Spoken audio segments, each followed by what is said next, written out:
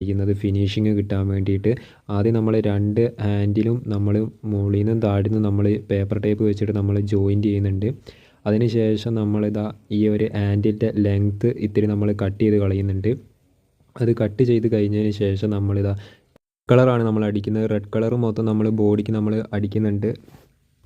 Red colour അടിച്ച് കഴിഞ്ഞതിന് ശേഷം കുറച്ച് നേരം നമ്മളിത് ഉണങ്ങാൻ വേണ്ടി നമ്മൾ വെക്കുന്നുണ്ട്. ഉണങ്ങി കഴിഞ്ഞിട്ട് നമ്മൾ ഹാൻഡിൽ നമ്മൾ കറുത്ത കളറാണ് ചെയ്യാൻ പോകുന്നത്. അങ്ങനെ നമ്മൾ സെറ്റ് ആയതിന് ശേഷം നമ്മൾ കറുത്ത കളർ നമ്മൾ കൊടുക്കുന്നുണ്ട്.